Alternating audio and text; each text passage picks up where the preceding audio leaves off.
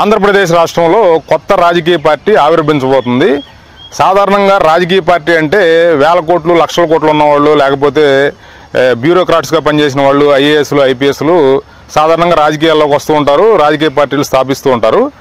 గతంలో మనకి తెలుగు రాష్ట్రాల్లో చూసినటువంటి అనుభవం కూడా ఉంది. కొంతమంది బ్యూరోక్రాట్స్ ఐఏఎస్లు ఐపీఎస్లు పార్టీలు స్థాపించారు, వాళ్ళు అట్టర్ ఫెయిల్యూర్స్ అయ్యారని చెప్పవచ్చు అనమాట.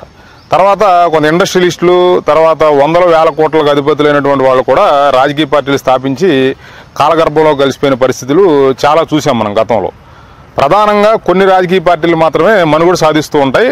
అది కూడా ఏంటంటే తెలుగుదేశం పార్టీ. ఇప్పుడు మన రాష్ట్రంలో చూసుకుంటే ఆంధ్రప్రదేశ్ రాష్ట్రంలో తెలుగుదేశం పార్టీ, తర్వాత కాలంలో వైఎస్ రాజశేఖర రెడ్డి గారు వారసుడిగా వచ్చి పార్టీ పెట్టినటువంటి జగన్మోహన్ రెడ్డి గారు సంబంధించి వైఎస్ఆర్సీపీ పార్టీ, ఇట్లా కొన్ని పార్టీలకే మన తెలుగు రాష్ట్రంలో మన తెలుగు రాష్ట్రం ఆంధ్రప్రదేశ్లో స్థానం ఉంది. ఇక అట్ ది సేమ్ టైం మన తెలుగు రాష్ట్రాల్లో చూసుకుంటే తెలంగాణలో కూడా కొంత కాంగ్రెస్ పార్టీ, తర్వాత భారతీయ జనతా పార్టీ, తర్వాత బీఆర్ఎస్ పార్టీలు మాత్రమే మనుగడ సాధిస్తున్నాయి. ఇట్లా చూసుకుంటే ఆ పార్టీల యొక్క బ్యాక్గ్రౌండ్ చూసుకుంటే నేషనల్ పార్టీ అన్న అయి ఉండాలి, లేకపోతే కుటుంబ పరంగానో, లేకపోతే వేల కోట్లకు అధిపతులైన వాళ్ళు కానీ, లేకపోతే వారసత్వంగా రాజకీయంలోకి వచ్చిన వాళ్ళు కానీ సక్సెస్ అవుతూ ఉన్నారు ఈ రాజకీయ పార్టీల్లో. కానీ ఇప్పుడు ఆంధ్రప్రదేశ్ రాష్ట్రంలో ఒక అతి సామాన్యుడైనటువంటి ఒక వ్యక్తి కొత్తగా రాజకీయ పార్టీ స్థాపించబోతున్నానని చెప్పి ఆయన ప్రకటిస్తున్నారు. తర్వాత కొన్ని ట్రాఫిక్ కూడలలో బాగా రద్దీగా ఉండే ప్రాంతాల్లో ఒక ఫ్లెక్స్ పెట్టుకుని ఆయన తన అభిప్రాయాన్ని ప్రజలకి వెళ్ళిబుచ్చుతూ ఉన్నారన్నమాట. అంటే ప్రజల నుంచి ఆయన మద్దతు ఆశిస్తున్నారు. మరి వేల కోట్లకు అధిపతులు ఉన్న వాళ్ళు కూడా ప్రజల మద్దతు లేక వెనదిరిగిన ఇప్పుడున్నటువంటి పరిస్థితుల్లో ఈయన రాజకీయ పార్టీ స్థాపించి సక్సెస్ అవుతారా లేదా అనేది మనకు కాలమే సమాధానం చెప్పుద్ది. ప్రస్తుతం ఆయనతో మనం మాట్లాడదాం. ఆయన అడిగి అసలు ఆయన ఏ ఉద్దేశంతో ఈ రాజకీయ పార్టీ స్థాపిస్తున్నారు ఏంటనేది వివరాలు తెలుసుకుందాం.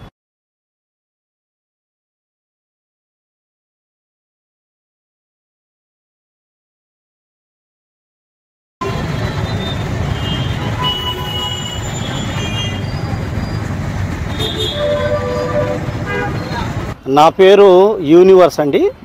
మార్చుకున్న పేరు అంటే 2016లో మార్చుకున్నాం. ముందు అయితే మా తల్లిదండ్రులు ఇచ్చింది నాకు గౌరీశ్వరం అనేసి పేరు పెట్టారు. మా కుటుంబం అంతా కూడా పేర్లు మార్చుకున్నామండి. సార్, మీరు నేటివ్ ప్లేస్ ఎక్కడి నుంచి వచ్చారు? తెలుగు ప్రాంతానికి చెందినవారేనా? తెలుగు ప్రాంతానికి చెందినవారు సార్. ముందు అయితే విశాఖపట్నం జిల్లా ఉండేది, ఇప్పుడు అల్లూరి సీతారామరాజు జిల్లా, అరకు వ్యాలీ అండి మాది. మీరు ఇప్పుడు ఈ రాజకీయ పార్టీ స్థాపించాలనే ఆలోచన మీకు ఎందుకు ఏర్పడింది? మీరు గతంలో అనుభవాలు ఉన్నాయి అంటే ఐఏఎస్లు ఐపీఎస్లుగా చేసిన వాళ్ళు కూడా, మనం ఇప్పుడు వాళ్ళ పేర్లు ప్రస్తావించడం కరెక్ట్ కాదు కానీ వాళ్ళు కూడా ఫెయిల్ అయిన సందర్భాలు మనం చూసాం గతంలో. కానీ మీరు ఒక అతి సామాన్య వ్యక్తిగా మీరు పార్టీ పెడితే మీకు ప్రజల నుంచి మద్దతు వస్తుందని ఆశిస్తున్నారా? ప్రజల నుండి మద్దతు అనేది ఎప్పుడు కూడా డబ్బులతోని కానీ లేకపోతే హోదాతోనే రాదు సార్. వాళ్ళకు ముందు అండర్స్టాండ్ అవ్వాలి. ఇప్పుడు పెద్ద పెద్ద పార్టీలు ఉన్నాయి, తర్వాత అవి మనుగడ సాగించాయి. కానీ my theory and my methodology and formula is entire different in the world. ఈ దేశానికి కాదు ప్రపంచానికి కూడాను ఒక ఫార్ములా, ఒక మంచి రూట్ ఇవ్వాలా, మంచి సర్వీస్ ఇవ్వాలని దాని మీద వచ్చాను సార్. నాది సక్సెస్ఫుల్ అయినటువంటి పార్టీ అవుతుంది ఈ దేశంలో కాదు ప్రపంచంలోనే. పార్టీ గురించి అంటే మీ విధి విధానాలు, పార్టీకి సంబంధించినటువంటి కొన్ని కార్యక్రమాలు ఉంటాయి కదా, అవి ఎప్పటి నుంచి మొదలు పెట్టబోతున్నారు? పార్టీని ఎప్పుడు ప్రకటించబోతున్నారు? సార్, ఇప్పుడైతే 8 జిల్లాలు అయ్యాయి. కొన్ని జిల్లాలు ఇంకా తిరగాలి. నాకు నేను ఇంట్రొడ్యూస్ చేసుకుంటున్నాను. నా పేరు ఇదిగో నా ఒక ఉద్దేశం ఇది అని, మద్దతు ఇవ్వండి అనేసి నేను తిరుగుతున్నాను. మొత్తం జిల్లాలు అయిపోయిన తర్వాత, యాజ్ అయిపోయిన తర్వాత కొంతమంది నా స్నేహితులతో ఇది చేసుకొని అంటే కూర్చొని కొద్దిగా మాట్లాడి ఇమీడియట్గా నేను ప్రకటించుకోవాలి. ఇది ఎంత బేగ ప్రకటించుకుంటే అంత మంచిదనేసి నా ఒక ఉద్దేశం ఉంది. కాబట్టి I will declare that party name and that aims and objects which will be miraculous. Sir, ఇప్పుడు మీది ఎడ్యుకేషనల్ క్వాలిఫికేషన్ ఏంటి సార్? మీరు ఎంతవరకు చదువుకున్నారు? గతంలో మీరు ప్రజలకు ఏమైనా సేవ చేసి ఉన్నారా? నమస్కారం అండి ప్రజలకందరూ కూడా. నేను ఒక 7 సంవత్సరాల క్రితం ఇక్కడ కూడా వచ్చాను, తిరుపతిలో కూడా. అయితే 23 సంవత్సరాల నుండి 9 రాష్ట్రాల్లో వెల్ఫేర్ యాక్టివిటీస్లోనూ అనేకమైనటువంటి ప్రోగ్రామ్స్ చేసి ఉన్నానండి 9 రాష్ట్రాల్లో కూడా. అంటే పేద బలహీన అడుగులు అనుకోండి, లేకపోతే నేను తిరిగేటప్పుడు చూసినప్పుడు నాకు కొన్ని థాట్స్ వచ్చాయి. కాబట్టి నాలాంటి వాళ్ళు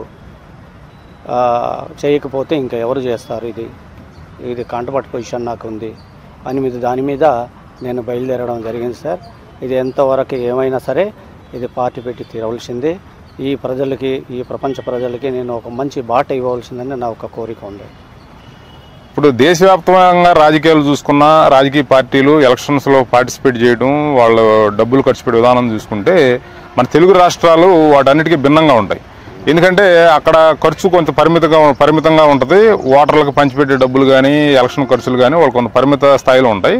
కానీ మన తెలుగు రాష్ట్రాలు తీసుకుంటే మాత్రం ఇక అది లెక్కకు మించి అనమాట. ఇక్కడ మన తెలుగు రాష్ట్రాల్లో రాజకీయాలు చూసుకుంటే ఇక్కడ రాజకీయ నాయకులు అవినీతి పరులు అనే దానికన్నా ఇక్కడ ప్రజలే అవినీతి పరులుగా మారిపోయారు అనేది గత కొంతకాలం నుంచి వినిపిస్తున్నటువంటి వాదన. ఎందుకంటే వాళ్ళు ఓటుకి డబ్బులు తీసుకుని, ఓటుకి తాయిలాలు తీసుకుని వాళ్ళు ఓట్లు వేస్తున్నారు. కాబట్టి ఇక్కడ సామాన్యులు రాజకీయ పార్టీలు పెట్టి మనుగడ సాగించడం అనేది కష్టతరం అనే వాదన వినిపిస్తుంది. దానికి మీరేమంటారు? అంటే మొదటగా ప్రజలే అవినీతి పరులుగా మారిపోయారు అనే దాని మీద మీ అభిప్రాయం ఏంటి? ఈ ప్రజలే అవినీతిగా మారిపోయారు అనే దానికంటే సార్, మొన్న నేను ఎలక్షన్ ముందు ఓటుకు డబ్బులు తీసుకోరాదు, ఓటుకు నోటు పంచరాదు అనేది ఈ రాష్ట్రం మొత్తం తిరిగింది. మీ ఒక రాయలసీమ కాక తక్కిన ప్రదేశాలు అన్నీ కూడా తిరిగి గల్లీ తిరిగి చెప్పా. ఎందుకంటే రెండు ప్రక్కల కూడా మనం ఇవ్వడం కూడా అది తప్పే, తీసుకొని ఓటు వేయడం కూడా తప్పే. ఈ రెండు ఫార్ములా కూడా మా దాంట్లో ఉండదు. We are very clear in this issue. Already నేను దీనిలో చేసి ఉన్నాను కాబట్టి నాకు గల్లీ తిరిగి చెప్పి ఉన్నాను. కాబట్టి ఇది రెండు ఫార్ములాస్ కూడా రాంగ్ సార్. ఇప్పుడు మన ఆంధ్రప్రదేశ్ రాష్ట్రంలో చూసుకుంటే ప్రధానంగా 3 పార్టీలు ప్రస్తుతం మనుగడలో ఉన్నాయి. అంటే కాంగ్రెస్ పార్టీ, తర్వాత భారతీయ జనతా పార్టీ ఉన్నప్పటికీ కూడా వాటి ఓట్ల శాతం నెగ్లిజిబుల్ అనమాట. కానీ ప్రస్తుతం తెలుగుదేశం పార్టీ, జనసేన పార్టీ, వైఎస్ఆర్సీపీ పార్టీలు లీడింగ్లో ఉన్నాయి. మరి ఈ ఉద్దండం అంటే ఈ మహా బలవంతమైన ఈ పార్టీలని తట్టుకుని మీరు నిలబడి పార్టీని స్థాపించడం అనేది మీకు అంటే కష్టసాధ్యం కదా. దీనికి మీరు ఎట్లా ప్లాన్స్, తర్వాత దీనికి సంబంధించిన సన్నాహకాలన్నీ ఎట్లా చేసుకుంటున్నారు? మీకు సపోర్టు అనేది మీ స్నేహితులతో డిస్కస్ చేసి చెప్తానంటున్నారు కదా. అంటే మీకు అంత బలమైన స్నేహవర్గం ఉందా ఏంటి? మీ అసలు క్లియర్గా ప్రాక్టికల్గా చెప్పండి. అంటే సినిమా ఫకీలో ఏదో నేను రాజకీయ పార్టీ పెడతాను, ప్రజల నుంచి నాకు ఆదరణ కావాలని మీరు ఇస్తున్నటువంటి విన్నపం అది సినిమా ఫకీలో సినిమాటిక్గా ఉంది, కానీ ప్రాక్టికల్గా సాధ్యమయ్యే పని అంటారా? ఎవరు కూడా సార్ ఇది పక్కాగాను ప్రాక్టికల్, ఇది జరుగుతుంది కాబట్టి దాంట్లో నాకు ఎటువంటి సందేహం లేదు. ఎవరు ఏది చేసినా వాళ్ళ ఒక ఐడియాలజిస్ట్ వేరుగా ఉంటుంది. వాళ్ళకి విమర్శించడం కానీ ఇవన్నీ కాదు, కానీ వాడు ఒక ఐడియా ప్రకారంగా, వాళ్ళ కూడా ఫార్ములా ప్రకారంగా వాళ్ళ ఒక సిస్టమేటిక్గా వాళ్ళది వేరు. నేను కొత్తగా వచ్చిండే నాకు కొంత ఐడియాలజీ ఉంటుంది. కొత్తగా నా ఒక ఇది ప్రజల ముందు పెడతాను. ప్రజలు దానికి అంగీకరించి ఇది చేసుకుంటే వాళ్ళ జీవితాలు బాగుపడతాయని నా ఒక ఆశ. ఎందుకంటే నా ఫ్రెండ్స్ కూడాను వాళ్ళు, నేను ఎక్కడ పుట్టాను, ఎక్కడో అల్లూరు సీతారామరాజు, మా పేరెంట్స్ కానీ ఎవరికంటే మేము లేని వాళ్ళే. కానీ ఏది కూడా ఒక ఫార్ములా, ఒక ప్రిన్సిపల్ మీద బేస్ అయి ఉంటుంది తప్ప, ప్రిన్సిపల్ మీద బేస్ ఉన్నటువంటి వాళ్ళన్నీ కూడా కాలగర్భాల్లో కలిసిపోతాయి. చాలా దిట్టమైనటువంటి, చాలా ఒక పక్కడబందిగా మేము వస్తున్నాము, మామూలుగా రావటం లేదు.